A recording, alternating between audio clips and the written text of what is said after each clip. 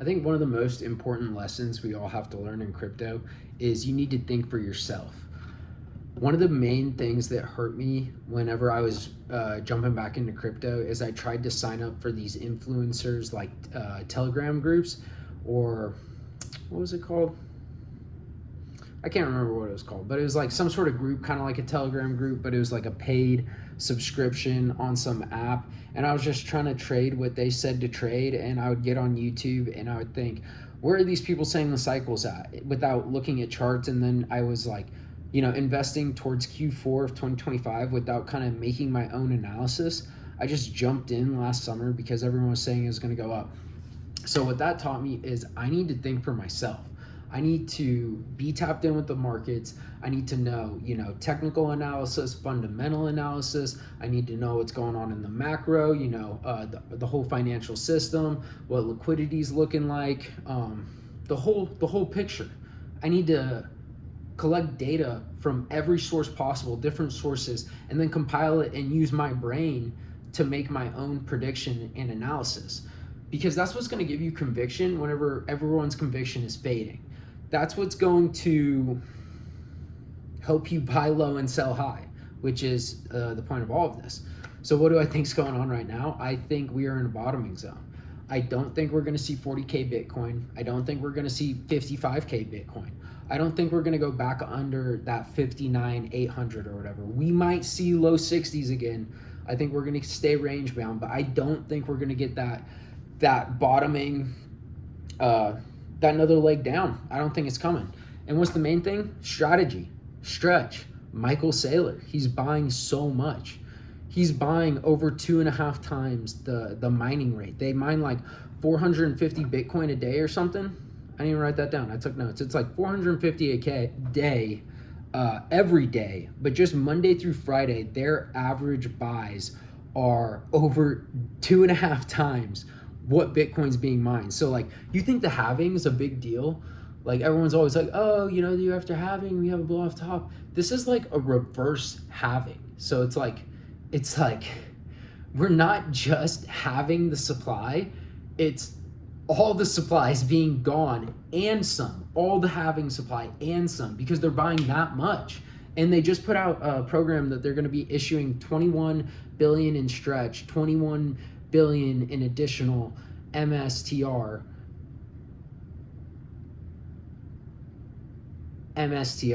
I always think like MSTR, MSRT, MSTR. I did it right.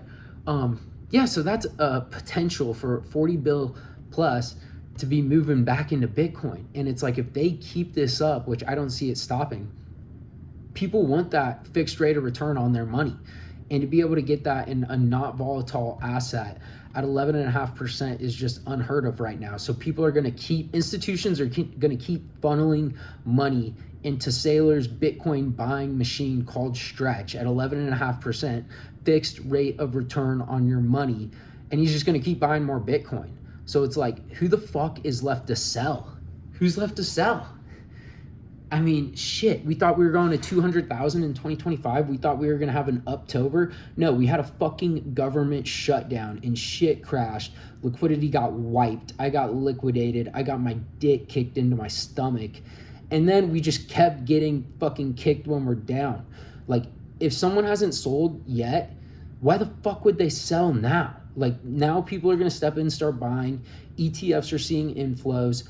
Sentiment's kicking off. I hold Tau. Tau's like the third or fourth largest allocation in my portfolio. That shit's pumping. Everything else is going down. We're staying firm, trending up. Like, I don't see why we have to have another leg down just because the TA guys say we do, or that's the 4-year cycle, or that's what's happened in the past. I understand history rhymes, but MicroStrategy also wasn't buying a fuck ton of Bitcoin in 2022. They didn't have this stretch thing created. That's what people are missing. That's the piece of the puzzle people are missing. So yeah, what else did I want to say? Yeah, the next step isn't going to be retail, because retail is fucking down in the dumps. They don't think we're doing shit. Everyone's giving up on Bitcoin. Retail is non-existent right now. So what's going to happen is the Clarity Act is going to get passed. Institutions are going to start coming in, and the institutions are going to pump our bags. The ETFs are going to see more inflows.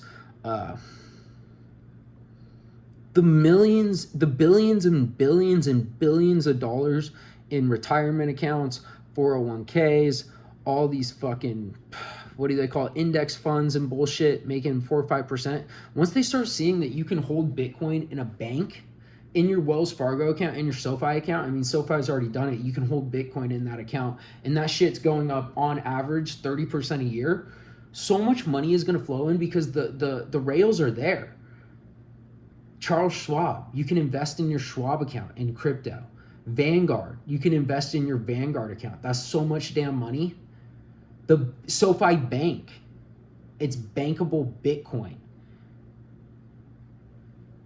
Dude. So institutions are going to come in and pump our bags. And then when retail sees institutions are pumping our bags and, you know, price go up, retail is going to come in near the top and give us that second leg. So institutions are going to pump our bags, and then retail is going to come in and pump our bags again. So I'm seeing strategy, stretch, that's going to get this shit kicked off. Clarity is going to come. So I don't think we're going to 50. I think this cycle will be different. And that's what I'm betting on. And I'm thinking for myself, I'm staying up to date. I'm looking at the charts. I'm watching the news. And I think we're in a bottoming zone. I think 60K was the bottom. We might go back and retest where we tested, you know, a few weeks back.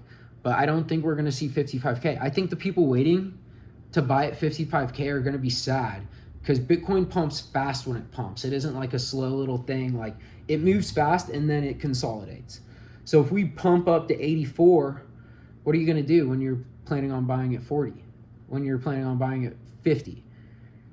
And then what if we consolidate at 84 and then we move up to 95? What are you going to do? Are you going to keep waiting for 50?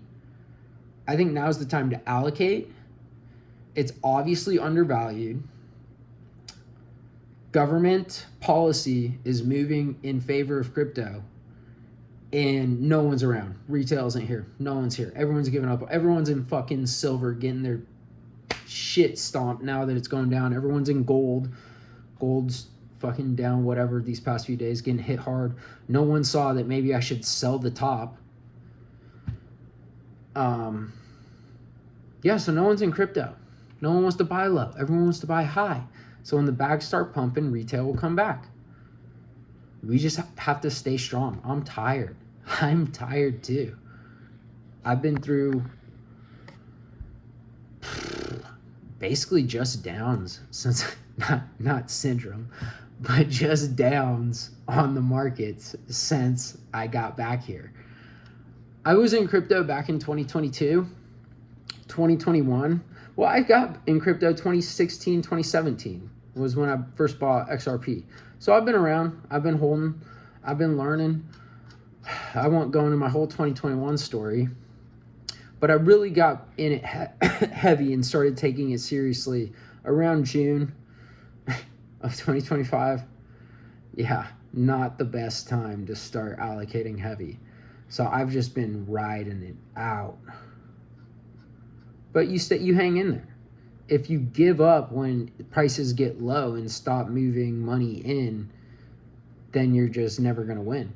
You have to buy when there's blood in the streets. When everyone's fearful, be greedy. So I'm hustling it, bro. I'm making plays. I'm watching the Bitcoin Wizard, Adam Livingston, great channel. I'm trading options on Bitcoin treasury companies. I got longs, I'm holding spot. I'm holding mostly big coins now. Tau, Bitcoin, ETH, got some AVAX, Sol, but I'm also in some low cap AI plays that are gonna help the AI agents. Infra, Avo. I'm in Research Hub. I've been watching Jesse Eckel. I think his plays make sense. Still hold Pudgy. Obviously, I got my Abster.